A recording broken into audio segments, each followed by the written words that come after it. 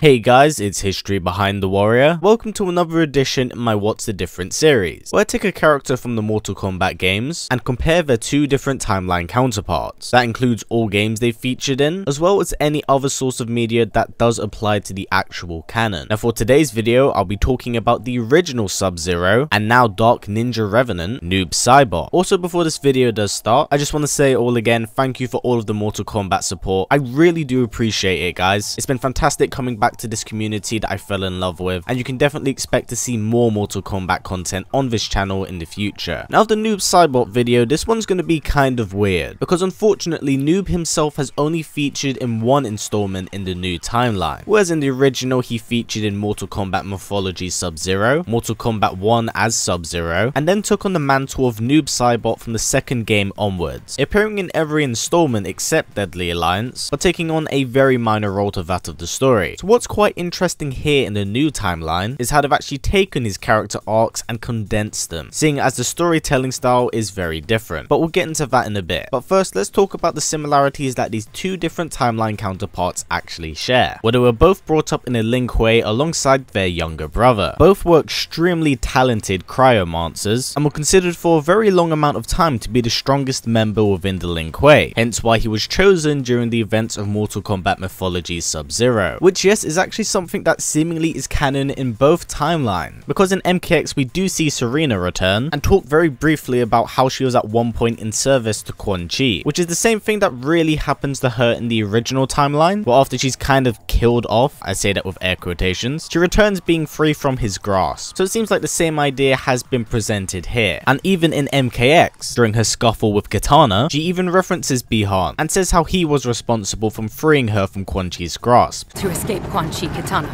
I can aid you, as Bi-Han aided me. So it's quite safe to say that Mythologies is kind of canon in the new timeline. Up to what extent is something I don't quite know, but if we're just going by references here, then it seems like it just kind of slips in and fits in with this new timeline. Now, just to state the obvious, in both timelines the two are killed off by Scorpion, and both are brought back by Quan Chi under the persona of Noob Saibot. Now for those who are a little bit more familiar with the character, you'll know that Bi-Han was framed for the murder of the Shirai Ryu, and because of this it kind of sparked a blood feud between Scorpion and Sub-Zero, with one killing the other until they were both under the control of Quan Chi, which is something we do see get rehashed in the new timeline. The whole Shirai Ryu murder is kind of different in the new timeline against the old timeline, but we'll talk about that properly in the differences section. Now in both timelines he does have a kind of weird relationship with his brother. It's never actually explored properly before he's Noob Saibot. He is very cold to his younger brother, and it results in the two coming into conflict with one another, which really is what became Sub-Zero's main plotline at the end of the original timeline, with seemingly trying to help his brother and cure him of his Revenant / Spectre form. We do get some slight hints of this in the Mortal Kombat X intros, but since Noob himself is barely featured in the game and only referenced by name, we don't really know what's kind of going on with him here. Now overall, Noob Saibot personality in both timelines are kind of the same. They're both very cold-hearted, cutthroat individuals that will ultimately do whatever they so happen to wish, as long as they get what they want. Before he becomes Noob Saibot, we don't really get to learn too much about him, as the only games to go by at that point is the beginning of MK9 or Mortal Kombat Mythology Sub-Zero, and in saying that, the cutscenes are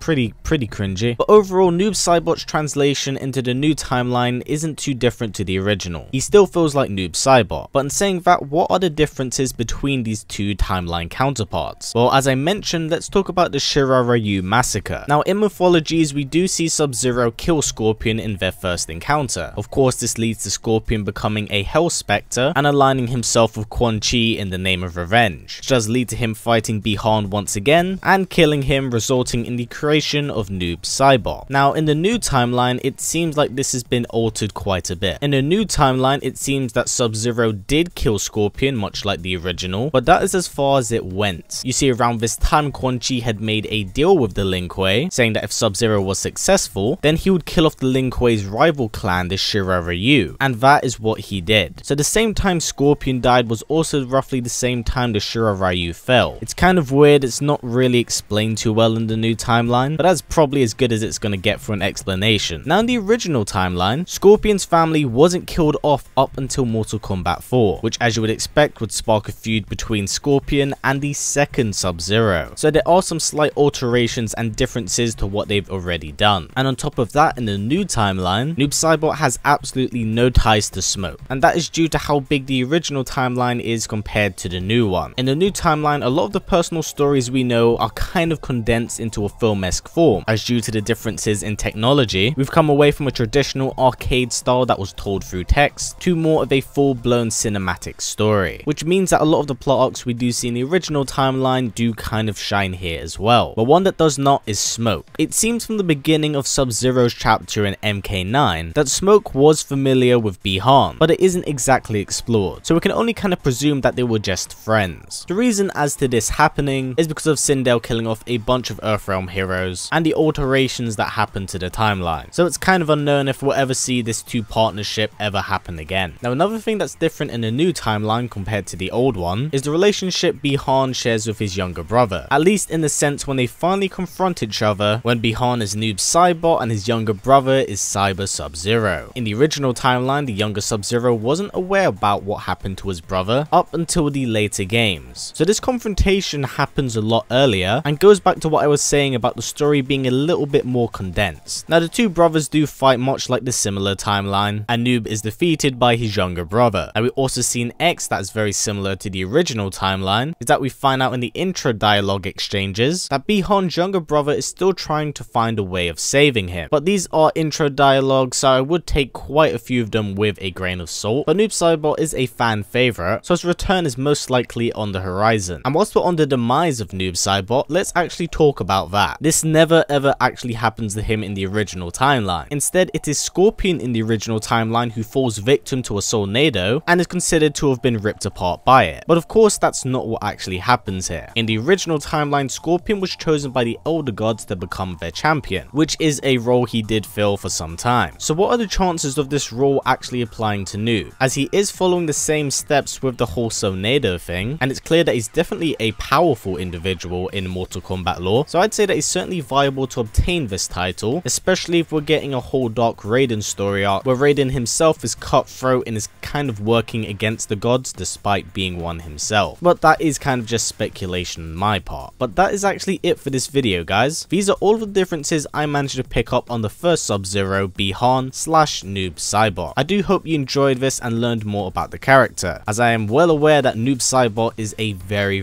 popular individual, so I'm interested to see how they'll actually bring him back, because like I said, I think his popularity alone would help put him in most Mortal Kombat games. Now down in the comments below, let me know what you think about Noob Saibot. Would you want to see him return, or are you happy with him not returning at all? And also let me know who you'd like to hear me talk about in next week's episode. I'm thinking possibly Jade or Smoke. I haven't quite yet decided. But yeah, that more or less does wrap it up for this video, guys. I do hope you've enjoyed it and come away learning more. I do actually have 2 other Mortal Kombat videos in the pipeline, that being on Thursday, where I talk about who is the better Khan, KOTOR or Shao. So please do keep an eye out for that. Plus, I also have another Jade video in the pipeline, so like I mentioned, please do keep an eye out. Again, thank you to everyone who's been supporting all this stuff. I'm really sorry I haven't been able to be consistent recently. I've been just really burnt out from YouTube just demonetizing a lot of my stuff, so I have been feeling kind of demotivated, I'm not going to lie to you. But hopefully things look up and you can definitely expect to see more content coming out this week. And actually on that note, before this video does wrap up, guys, if possible, let's try getting it to about 500 likes. It's a great way of supporting this channel since YouTube's ad system is broken as hell. So by giving it a thumbs up, it helps out a ton. And if you want to go the extra step, we also have a Patreon set up, and a link for it will be down in the description below. Anyway, guys, as always, please comment, like, subscribe, and share this video with everyone you know. Please take care, and I'll see you all next time.